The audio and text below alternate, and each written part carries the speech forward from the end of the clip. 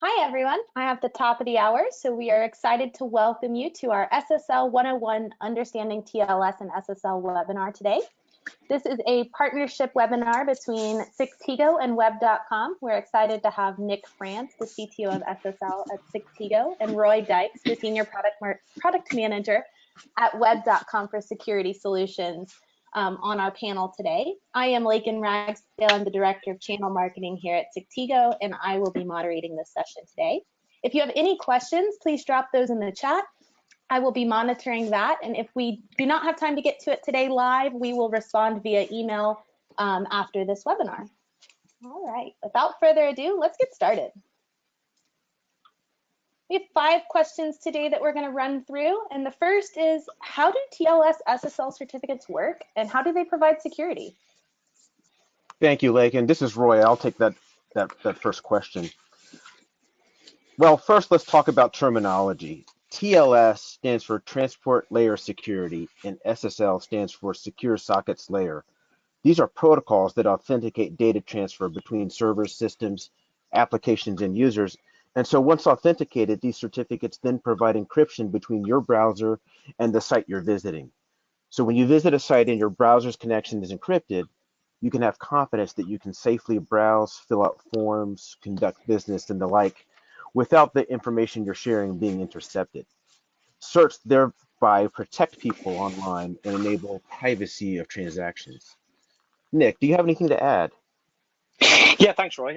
No, I think that's a fantastic description. I think from my point of view, from a kind of a more technical detail, they provide exactly what you talked about there. Certificates and SSL, TLS provides this idea of what we call transport security. So it's protecting the data as it travels between your client, so your web browser, and the website or the server at the other end. So when you're typing your credit card number into a payment page, as you sit somewhere using Wi-Fi internet, that information is secured between your computer and the system at the other end.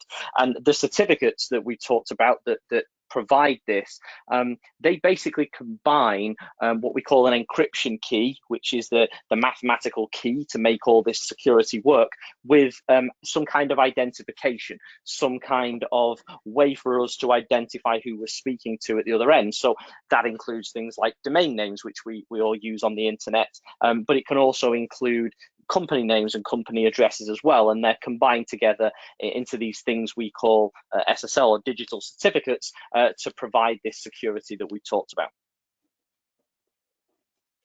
Great, thanks guys, that's a great answer to the question. On to the next one. What are the different types of SSL certs, and what's the difference between multi-domain and wildcard? I hear that second question a lot. I'll take that one, Lakin, thank you. So there are a number of different types of certificates that are available, and yes, it can raise some questions as to what the various types are.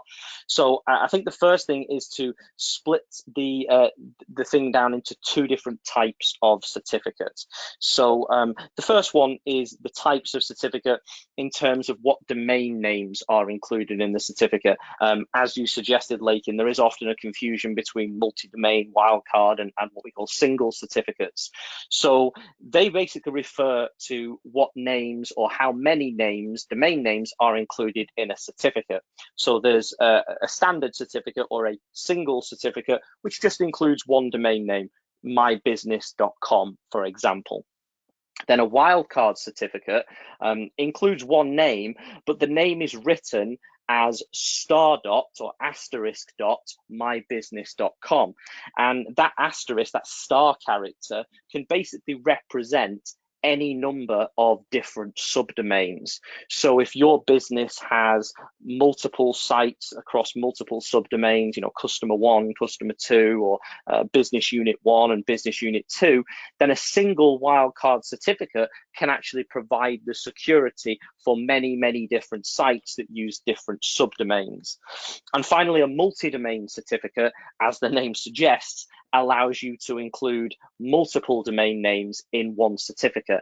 And they've become more common over the past few years, because obviously a lot of businesses nowadays don't just have a single domain name. So mybusiness.com mybusiness.org, mybusiness.uk, so you include all the different country domain names in there as well. And you can also actually have wildcard names within a multi-domain certificate as well. So that's the type in terms of what domain names are included.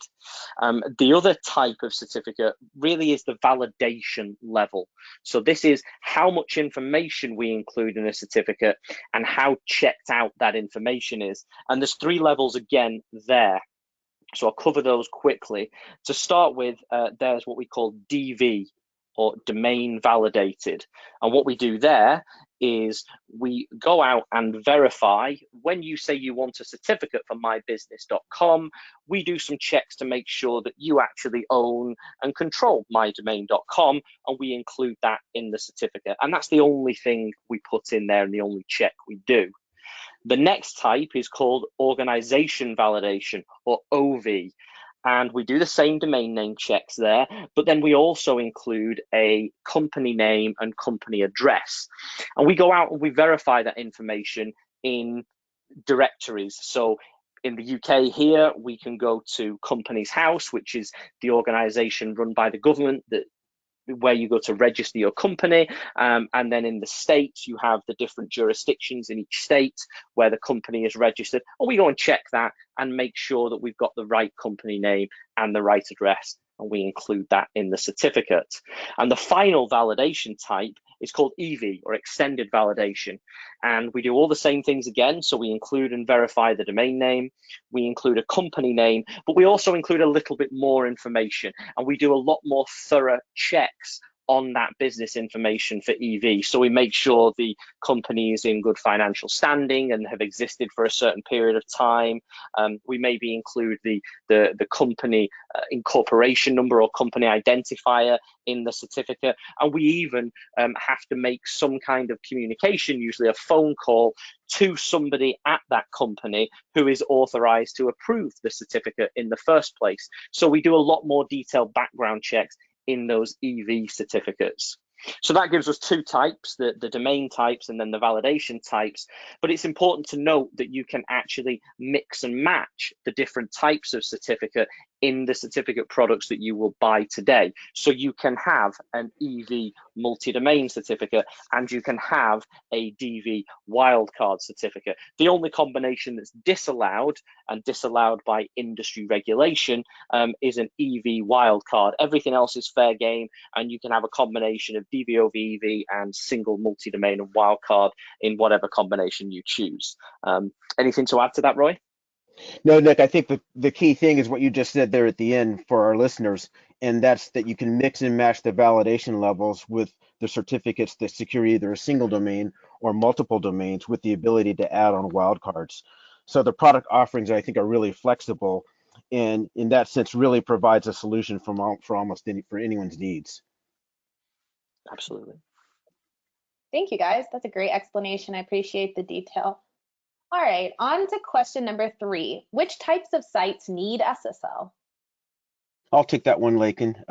So it's kind of funny if you want the long answer or the short answer. I think the short answer really is that every site should have an SSL installed. Millions of sites today use SSLs to secure credit card transactions, secure data transfer, and secure login pages where credentials are entered. So there are many, many use cases for SSL certificates already. And with the global growth of websites, mobile, internet-connected devices, also really the use of SSLs expands far beyond just e-commerce. As digital technology advances, it's safe to say really that all types of sites should have SSLs, and we should all be striving for a more secure internet. Nick, do you agree? 100%, Roy. Yeah, I think you're absolutely right there. Had we been asked this question, maybe 5 years ago or maybe longer, then the answer would be different. The answer would probably be more along the lines of, you need a certificate on your login page, or you need a certificate on your payment page, or where you take personal information. But the reality is, as you fully explained, every website nowadays needs a certificate. It doesn't matter if you're taking credit card information or if you're just a simple blog, your own personal blog, or a brochure website with minimal data collected, you still need a certificate. And one of the driving factors behind that really is the web browsers that we all use, Microsoft Edge, Google Chrome, Mozilla Firefox, Apple Safari. All of these browsers are moving towards the idea that security is the default. And if you don't have a certificate on the website, they are starting today already to display error messages in the browser to suggest that the site isn't secure, because, as we've said earlier, information on that site could be tampered with or could be intercepted regardless of what type of site it is. So it really all boils down to that very simple answer, as you suggested, Roy, is that every website does in fact need a certificate regardless of what that site does or what you're using it for. I absolutely agree, guys. All right, our next question, what is the life cycle of a certificate? How long are certificates valid for? Thanks, Lakin. I'll take this one, I think. So it's an interesting question, because you can today purchase a certificate, or what we call a subscription SSL, for up to a 5-year period. So that means you are covered and you have the security on your website for up to 5 years. But something that's important to note there is the actual certificate itself underneath that subscription can actually only be valid for a maximum of 398 days. And that's due to industry regulation. So I've mentioned that just before in the previous question, but the industry around certificates is very tightly regulated by groups and the browsers and the vendors of operating systems. And one of the rules that came in fairly recently was that certificates themselves could only be valid for this maximum period of just over a year's time. And it's 1 year plus around a month, and that's to give some additional time for that vetting that we talked about in the certificate types. But what that means is, when you purchase a subscription for a certificate for up to 5 years, all it really comes down to is your certificate effectively has to be renewed or refreshed every year during that period. And the process is largely automatic. We may send you an email to click a link so that we can confirm that you still own and control the domain names in that certificate. But it is an important note that industry standards are reducing the actual lifetime of certificates down, but you can still get these subscriptions, and they do often provide very much a discount or a financial incentive in order to purchase them for as long as possible, because then you're covered for the longest time possible and you have that security regardless of any changes to the lifetime of the certificate itself. Does that sound about right, Roy? Yes, it does, Nick. And I think what's key here is that keeping that validation information fresh is what the browsers have prioritized with this standards update about 6 months ago.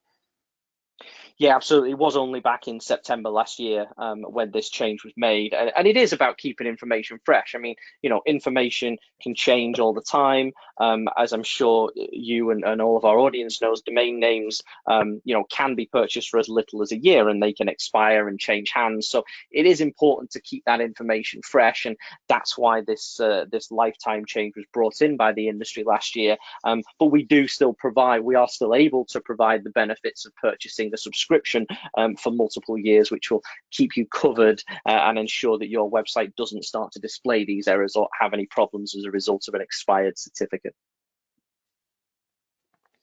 Thanks, Nick and Roy. And yes, subscription SSL completely takes out that hassle of having to decide which type of certificate you need. You just go ahead and purchase once and decide what you need up front, and not have to worry about that piece of it for another 5 years. It's really nice. All right, our last question today, and I know this one brings up a lot of conversation between Nick and Roy and great dialogue. So, is an HTTPS site safe against cyber attacks? Thanks, Lakin. I think I'll take this last question. As you say, it can bring a lot of discussion here. I think the important thing to note first is exactly with what HTTPS and the secure web and web certificates and SSL actually provide. So as we've said, they provide this security between you, your web browser, your laptop, your computer, and the system at the other end. They assure you that you're communicating with the right system and that your information flowing backwards and forwards is safe. So it can't be intercepted by somebody sat on the same Wi-Fi network as you, or any of the networks as your data goes over the internet. It's safe and secure in that sense. And of course, that helps out the website and your business as a website owner, because it means that information from your users and your customers is much, much less likely to get stolen. Your customers' login credentials aren't going to be stolen out of thin air as a result of having a certificate using HTTPS and providing that security. But at the same time, that alone isn't a defense against all kind of cyber attacks. It doesn't secure your website as a whole, because your website obviously does other things. It may provide credit card payment processing. It may be providing some kind of interface to your customers where they store data, or perform some kind of service or product that you offer.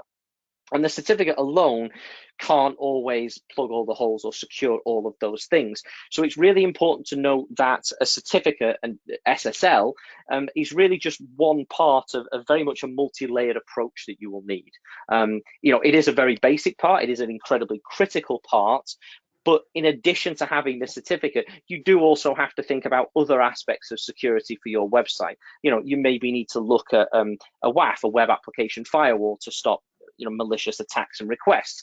You may want to look at some kind of malware scanner to ensure that your site isn't compromised and serving malware. You may want to look at things like CDNs, content delivery networks, to speed up the site, but also to prevent against those kind of attacks called DDoS attacks or DOS attacks, where millions and millions of robots are sent to your website to try and incapacitate it. So certificates alone, yes, they provide security. Yes, they provide some safety for your website and your customers, but they're only a single part of a more holistic approach that includes a lot of other security and cybersecurity products that you will need to provide a completely secure website and a completely secure experience for your users. Does that sound about right, Roy? Would you agree? I would, Nick. And the other thing I would add is that, certificates are really robust in nature and easy to install. So while you think about hacker methodologies and tactics that they continue to evolve, and having an SSL certificate installed on your site serves as a vital first line of defense. And at this point in time in the life of the internet and the online environments, really is table stakes.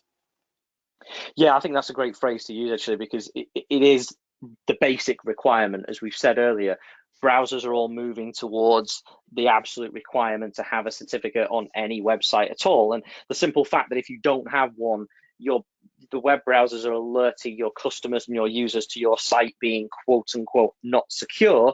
I mean, that's certainly going to give attackers a leg up. It's going to give them an indicator that perhaps you don't take security seriously, or other parts of your website and your online business are not kept secure. So table stakes is absolutely where it is with certificates, as part of a wider approach and a wider expanse of cybersecurity products to keep your website safe. Totally agree with you guys on this one. And as a consumer myself, I do a lot of online business. Even before joining this space in the cybersecurity industry, I would not do business with a site that didn't have a certificate. And now with the browsers alerting you that it's not secure, Roy, you coined the term perfectly: table stakes. You have to have an SSL certificate at this point in time. And yeah, I think that's really, really important. Roy or Nick, do you guys have anything to add before we wrap up today? Well, I just wanted to say that web.com is here to help small business owners with all their SSL certificate needs. Just visit web.com and head on over to web.com/blog, where you can find an informative article about SSLs authored by none other than my partner today, Nick France of Sectigo. Thanks very much, Roy, and thanks everybody for joining us today and listening. Hopefully it's been useful, and we've had a great long relationship, myself and Roy, but obviously our two organizations, Sectigo and web.com. So if you're not already familiar with Sectigo, we're a large and leading commercial CA, and we provide digital identity management and website security solutions. So you can also reach out and contact us for any of those things as well. But we've had a great long partnership with web.com, and events like this are great to take part in, and hopefully educate people as to what they need from cybersecurity. So thanks very much, Roy, and thanks very much, Lakin, for moderating today. Thank you, Nick and Lakin.